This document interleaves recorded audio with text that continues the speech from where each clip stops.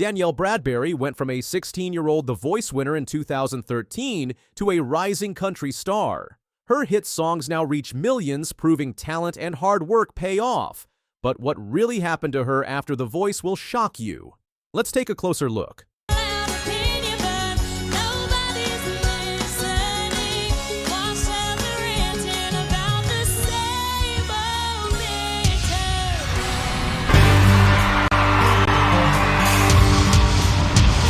Oh my gosh, you're so good. Thank you. And you're so little. Yes, she is. She's just little. Yes, she is. I want to be the guy that introduces you to Nashville. My heart goes out to Blake. Yeah! Let's go back to where it all started. When Bradberry stepped onto the Voice stage for her blind audition, she sang Taylor Swift's Mean. This wasn't just any performance. It was so good that 3 coaches turned their chairs around: Adam Levine, Blake Shelton, and Usher. She picked Blake Shelton as her coach, and this choice would help shape her entire career. Throughout the competition, she kept impressing everyone with her powerful voice and sweet personality. She sang country classics like Maybe It Was Memphis and Heads Carolina, Tails California, getting better with each performance. What was going through my mind, the fact that any one of us could have been the winner, and Swan Brothers and Michelle deserved it so much, and they were amazing. And when I got my name called, of course y'all saw me cry my eyes out. It was overwhelming. The big moment came when Bradberry won Season 4 of The Voice. At just 16, she became the youngest winner in the show's history at that time. She remembers the moment clearly, confetti falling everywhere, a heavy trophy in her hands, and fireworks lighting up the sky. It was overwhelming for a teenager who had never performed much before the show, but this was just the beginning of her musical journey, and she was ready to work hard to make her dreams come true.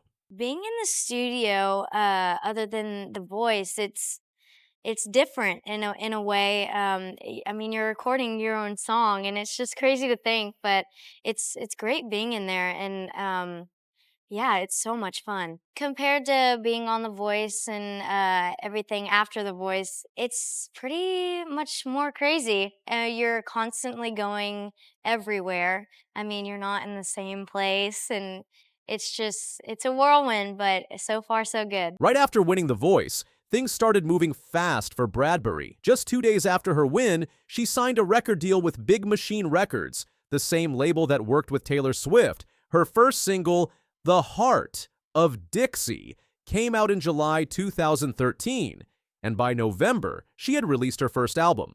She even got to perform at the Grand Ole Opry, which is a huge honor for any country singer. She was living her dream, touring with big stars like Brad Paisley and Hunter Hayes. Showing you what you're all about. But the music industry isn't always easy, even for voice winners. Bradberry spent the next few years working hard to find her own sound and style. She didn't want to just be known as that girl who won The Voice. She wanted to be known for her own music. In 2017, she released her second album, I Don't Believe We've Met, which showed how much she had grown as an artist. The album included songs like Sway, which has now been streamed more than 62 million times on Spotify. Hey, we're all in the same. During the COVID-19 pandemic in 2020, Bradberry kept making music even when she couldn't perform live. She released songs like Never Have I Ever and Girls in My Hometown. She also started working with other artists, showing she could do more than just country music. She sang with Thomas Rhett and Nick Jonas, and even appeared on a song for the Charlie's Angels movie soundtrack. These collaborations helped her reach new fans and try different styles of music. Never have I ever been in love. 2023 turned out to be a big year for Bradberry. She released a song called A Special Place that got everyone's attention, including Kelly Clarkson, who covered it on her TV show. This was a special moment for Bradberry, seeing someone she looked up to singing her song. She also went on her first headlining tour, called the A Special Place Tour, which means she was the main performer instead of opening for other artists. Special Place is that anthem song, and which starting with that, I already thought that was intriguing as a title. When I saw the song to listen to, Special Place is like, a lot goes through your head. You're like, I wonder what this song is about. And then when you play it, it totally is way different than you think. Looking back at the last 10 years, Bradberry has come a long way from that nervous teenager on The Voice. She's released 3 albums, toured with some of country music's biggest stars, and built a strong following of loyal fans. But what makes her story special is how she's grown not just as a singer, but as a person. She's taken control of her career, writing more of her own songs, and making music that truly represents who she is. The room is hot and the pool is cold. The TV. But wait, there is more. Her recent music shows how much she's grown as an artist. In 2024, she's been super busy, releasing 3 new songs in just 7 weeks. First came Younger and Wiser in April, showing fans a more mature side of her music. Then she dropped Wedding or a Funeral in May, which got people talking because it seemed to hint at problems in her past relationship. Her latest song, Broken Boy, came out in June, and fans are loving this new direction in her music. My best friend didn't like you when we first met. Was hard to not let that get into my head. The biggest news came during a concert in Nashville, when Bradberry announced something her fans had been waiting for. Her 3rd studio album, called Danielle, has came out on September 6, 2024. What makes this album special is that it's her first independent release, meaning she's not working with a big record label anymore. This shows how much confidence she's gained in controlling her own career and making music her way. Looking at her success on social media and streaming platforms tells an interesting story, too. Her song, Sway, didn't just get 62 million streams on Spotify, it helped prove that voice winners can have lasting careers in music. When Kelly Clarkson covered her song A Special Place on The Kelly Clarkson Show, it was like everything had come full circle. Here was one of the biggest names in music recognizing Bradberry's talent, not as a reality show winner, but as a serious artist. Her work with other artists shows how versatile she's become. She's not just sticking to country music anymore. She's worked with Zac Brown Band and Thomas Rhett in country music, but also with Diplo in dance music and appeared on movie soundtracks. She even recorded a Spanish version of her song Never Have I Ever with Mexican artist Kurt, showing she's willing to try new things and reach different audiences. The touring life has been busy for Bradberry, too. After finishing her A Special Place tour, she joined Jordan Davis on his Damn Good Time tour. They already worked together on a song called Midnight Crisis, and fans are excited to see them perform together. These tours are different from her early days when she was just opening for other artists. Now she's a co-headliner, sharing the spotlight with established stars. When asked about her old coach Blake Shelton, Bradberry shows nothing but gratitude. Even though they haven't talked much lately, she says they're always supporting each other from far away. Whenever they do meet, they share big bear hugs, showing that some connections from The Voice last long after the show ends. This kind of relationship has helped her stay grounded even as her career keeps growing. Looking ahead, Bradberry seems focused on making music that means something to her. Her new album, Danielle, is special because she's naming it after herself, not her full name like her first album, but just Danielle. This suggests she's more comfortable with who she is as an artist and person. The songs she's releasing are more personal and honest than ever before. Her story is important for young artists to hear because it shows that winning a TV show is just the beginning. The real work comes afterward, and it takes years of dedication to build a lasting career in music. Bradberry has managed to do what many reality show winners struggle with. She's created her own identity beyond the show that made her famous. So I got to a certain point that I always want to get better and better. So with my stand-up and everything, I always want to perfect it. So when I told people I wasn't cussing as much, it was me studying myself, saying I don't want to be like every other comedian and have a cussing word every 2 seconds. Right. Chris Tucker went from cracking jokes on small comedy stages to becoming one of Hollywood's biggest stars. His iconic role as Smokey in Friday made him a fan favorite almost instantly. So why didn't he return for next Friday? Was it a matter of money, or was something more personal at play? Chris Tucker finally sets the record straight. Let's uncover the truth. The Chris Tucker that we got now is Epstein Island Chris Tucker, not Smokey. Oh, Lord. Before we proceed further, let's start from the beginning. In 1995, Friday became an instant hit in theaters across America. The movie brought audiences a fresh comedy style, with Chris Tucker's performance as Smokey standing out as a fan favorite.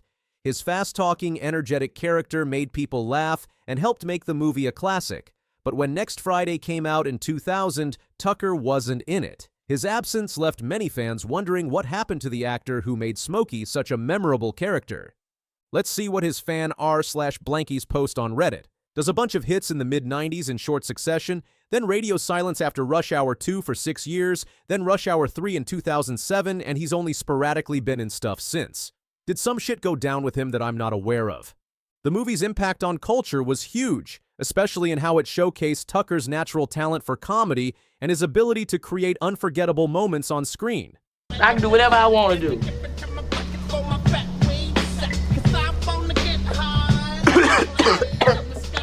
Stop hitting it so hard. Hold up, you fucking up the rotation. Puff, puff, give. Puff, puff, give. Fucking up the rotation. You can get killed with somebody else. Tucker's story in comedy began in 1990 at the Comedy Act Theater in Atlanta, Georgia. This small theater gave many new comedians their start, and for Tucker, it became the place where he found his true calling.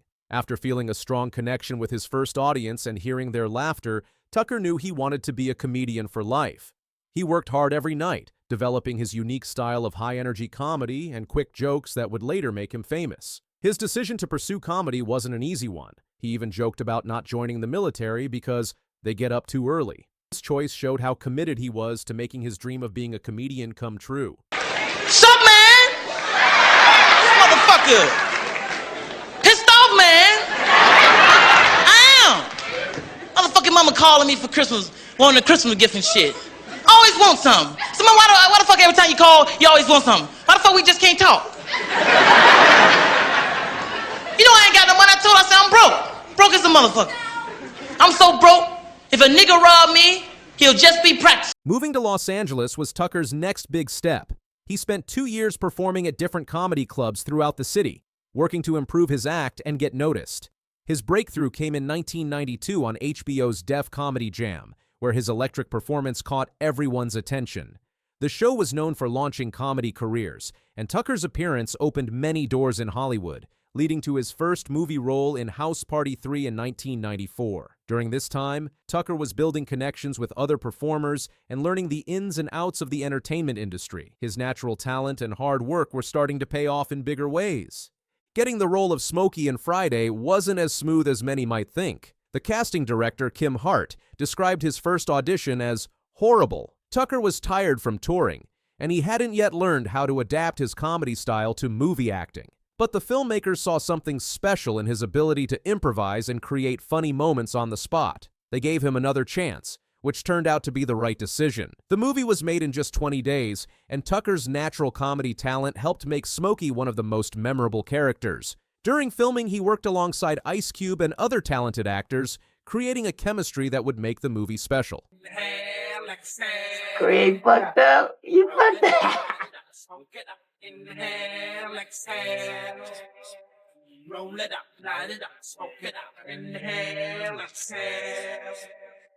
You said this was endo. It smelled like outdoor. Hey, wait a minute, man. I ain't gonna be supplying you. You gonna be talking about my shit. Oh, shit. Here come. Oh, man. This bud is kicking in.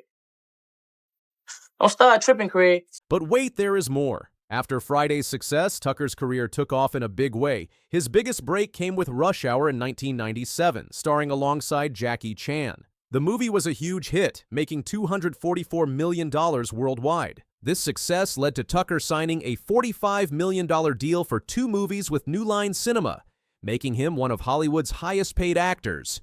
He went on to appear in other big movies like Money Talks and The Fifth Element, showing he could do more than just one type of role. These different parts helped Tucker prove he was a versatile actor who could handle action, comedy, and even serious dramatic scenes. It was so much fun, man, working with Jackie Chan, man. This guy, He's amazing, man. I definitely prepared myself because I knew it was Jackie Chan. I didn't want to, let him down. I worked out, lift weights, ran, the first one, made sure I was in tip-top shape. So whenever he was like, come on, I was ready.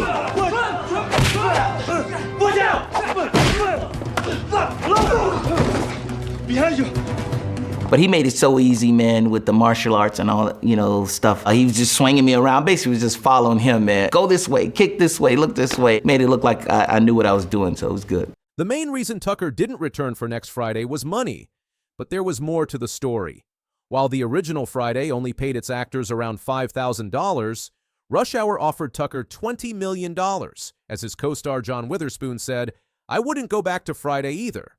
The huge difference in pay made Tucker's choice seem obvious, but beyond the financial reasons, Tucker had gone through personal changes. He had become a committed Christian and wanted to choose roles that matched his new values.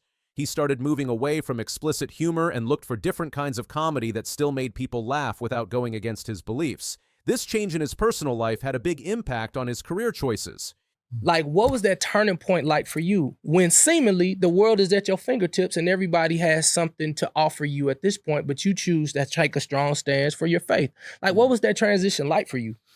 Well, a lot of people don't know. I'm a perfectionist. And when I reach a certain level, I want to go to the next level. So when in Hollywood, with everything I've done, back then, from Def Jam, did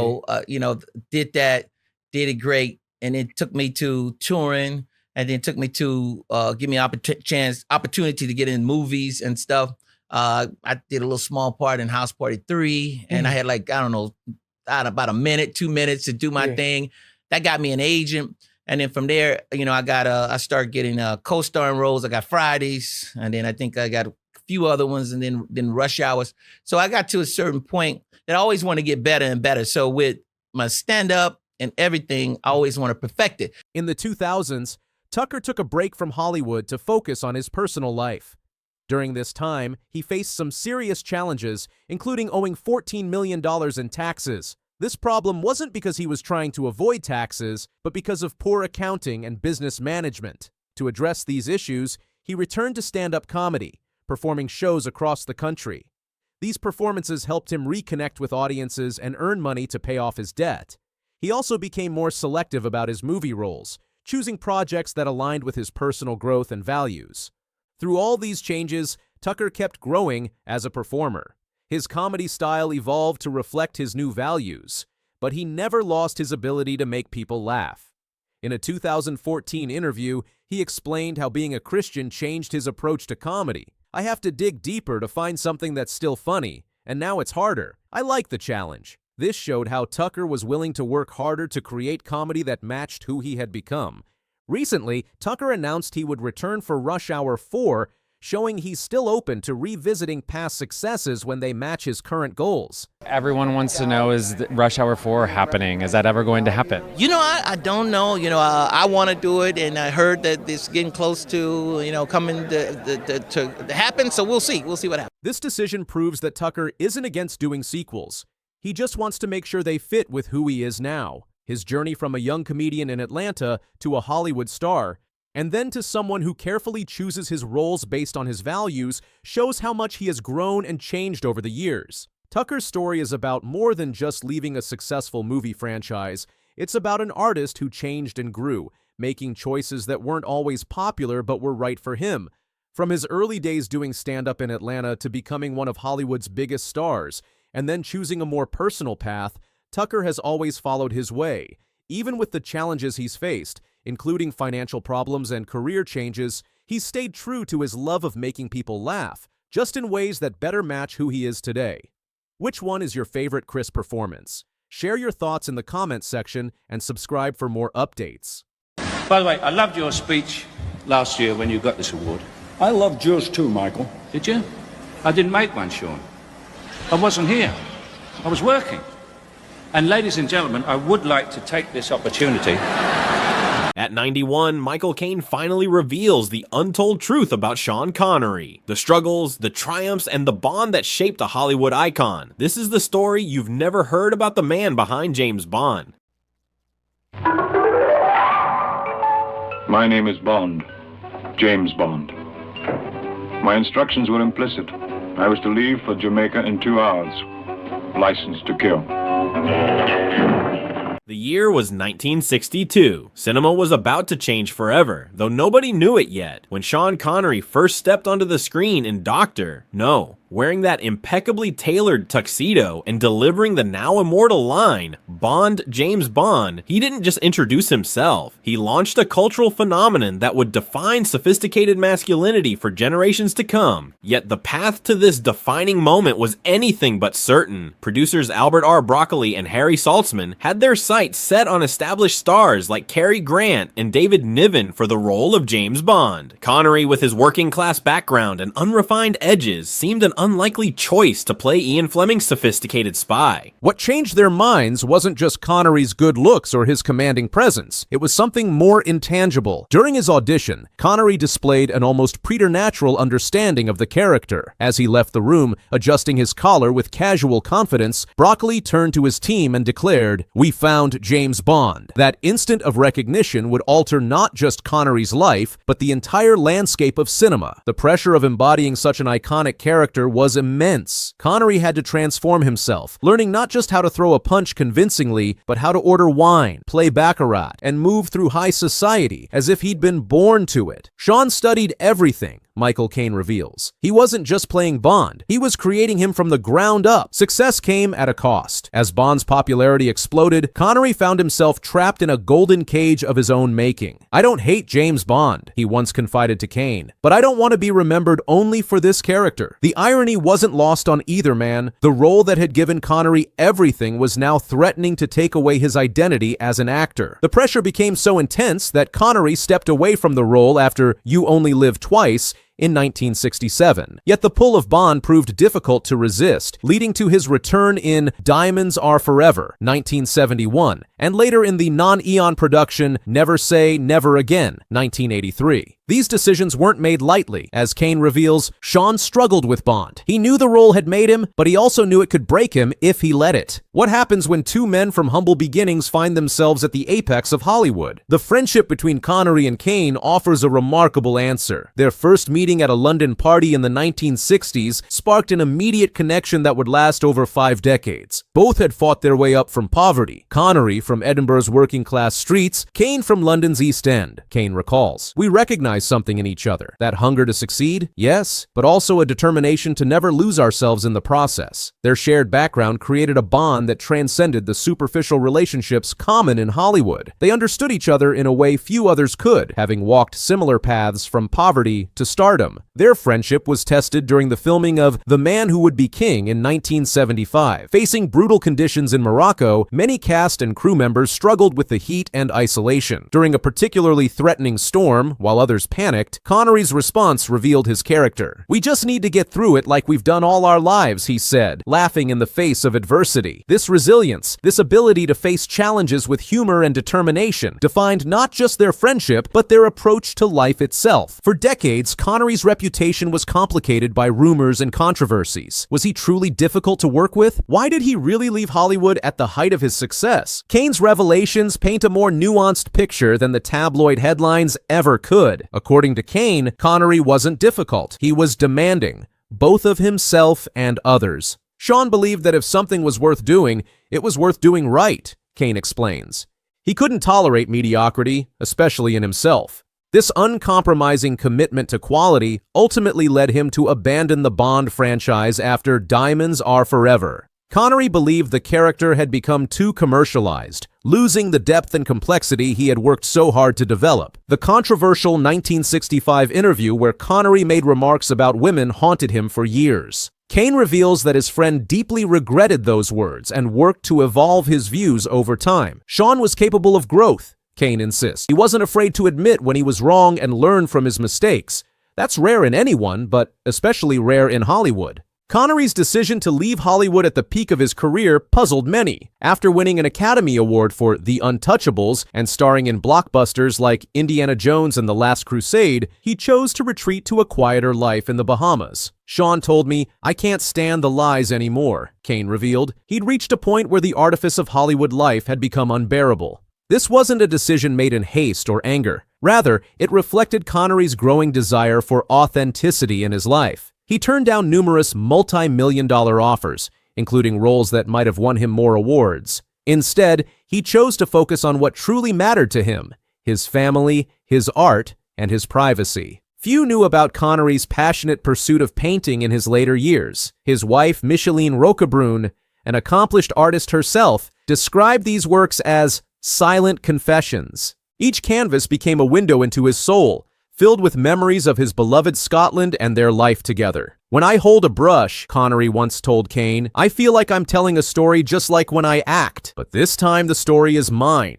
His dedication to family life surprised many who knew him only as the sophisticated screen icon. His relationship with Micheline became his anchor, leading him to say, "Micheline is my James Bond because she always saves me from my mistakes." This quiet devotion showed a side of Connery that few got to witness, the tender, vulnerable man behind the legendary persona.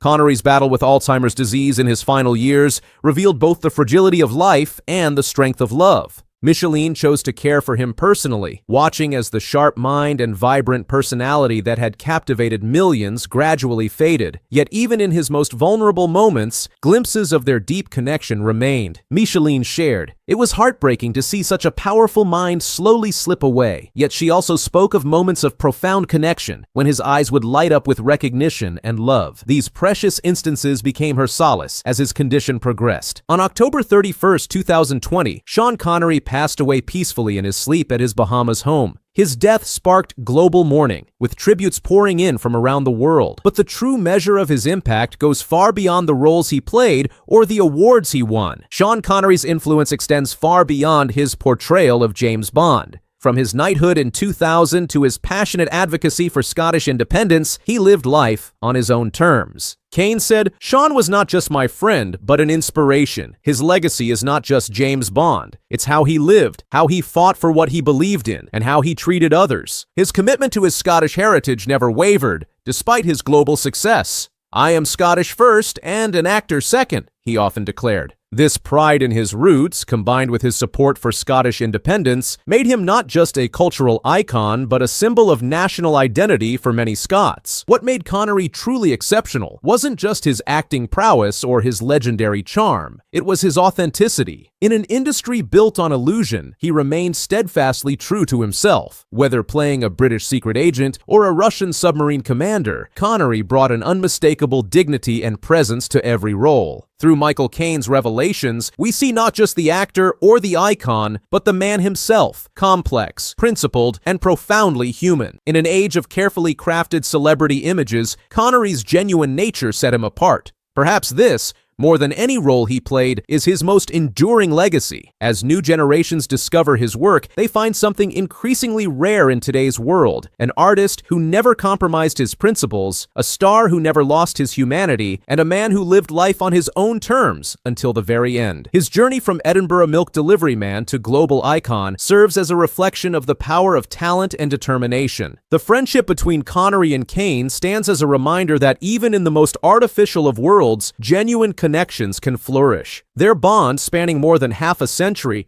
offers a glimpse into what truly matters in life. Not the accolades or the acclaim, but the relationships we forge and the principles we uphold. In the end, Sean Connery's greatest role wasn't James Bond or any other character he portrayed on screen. It was the role he played in real life, as a friend, a husband, an artist, and a man who never forgot where he came from. In a world of carefully constructed celebrity personas, perhaps that's the most remarkable performance of all. I feel like you're just letting everything down all the time. Llorona, llorona, llorona, de azul celeste.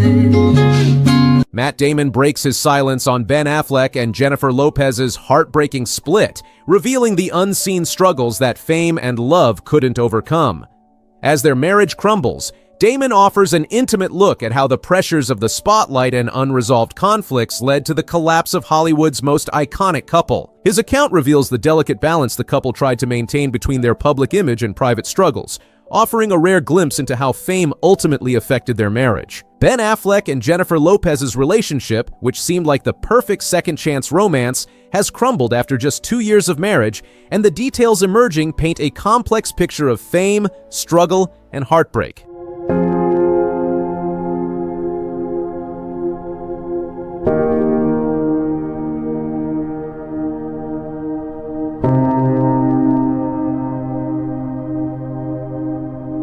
The cracks began appearing in early 2024, though few could interpret them at the time. While the couple maintained a facade of marital bliss, attending events together and house hunting in New York City, subtle signs of strain were becoming evident to those closest to them. Matt Damon, Affleck's lifelong friend and confidant, was among the first to notice these changes. Ben has always struggled with the spotlight, Damon revealed in a recent interview. The pressure of being one half of Bennifer took a toll on him, just like it did the first time around. But this time, the stakes were higher and the pressure was more intense than ever. To comprehend the collapse of this high-profile marriage, we must first examine Affleck's complex relationship history. His pattern of intense romances followed by dramatic breakups began in the late 1990s with Gwyneth Paltrow. Their relationship, which blossomed on the set of Shakespeare in Love, set a precedent for what would become a recurring theme in Affleck's romantic life. Paltrow's infamous comment about Affleck preferring a bikini-clad waitress serving cold beers wasn't just a casual jab. It highlighted deeper issues that would haunt his future relationships. Even then, industry insiders noted Affleck's difficulty balancing his desire for privacy with the demands of public life. The decade Affleck spent married to Jennifer Garner provides crucial context for understanding his current situation. Their relationship, which began during the filming of Pearl Harbor and deepened on the set of Daredevil, showed both Affleck's capacity for commitment and his struggles with maintaining it. Garner, who supported Affleck through multiple rehabilitation stints, described him as a complicated man, capable of intense presence and affection one moment, yet prone to becoming distant and withdrawn the next. This pattern would later echo ominously in his relationship with Lopez. It's a beautiful thing. It is a beautiful thing. I'm happy for you. I'm happy that you're happy. You deserve it. You work so hard. Thank you. And as you know, love is the most important thing. Absolutely. So that's all that matters to me, is that you're happy and that you're in love. Seriously. You're sweet. And there it is right there. It is. I did my interview for Marry Me, and then they put Jennifer Lopez in love on the cover. Yep.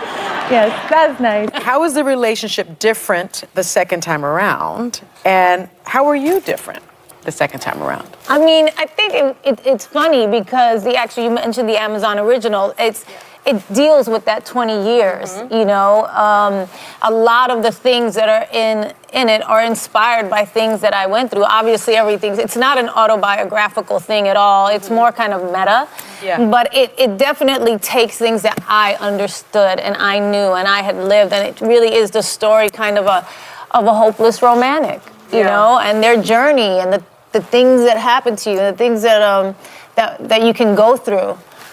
With that. I mean, some things are there for dramatic purposes, but, you know, there are definitely things that were inspired by different things I went through in my life. Ben Affleck and Jennifer Lopez's reunion in 2021 captured the public's imagination as a rare second chance at love. Their first relationship in the early 2000s had ended largely due to intense media scrutiny, with paparazzi following their every move. When they reconnected nearly 20 years later, many believed they had grown wiser and better equipped to handle fame's pressures. Their initial reunion seemed to support this hope. They appeared more mature and secure in themselves, suggesting they could better navigate the challenges that had previously torn them apart. Their intimate Las Vegas wedding, followed by a grand celebration in Georgia, painted a picture of a couple who had finally found their happy ending. However, according to Matt Damon's insights, old patterns began emerging almost immediately. The key breaking point came when Lopez decided to include their private communications in a documentary project.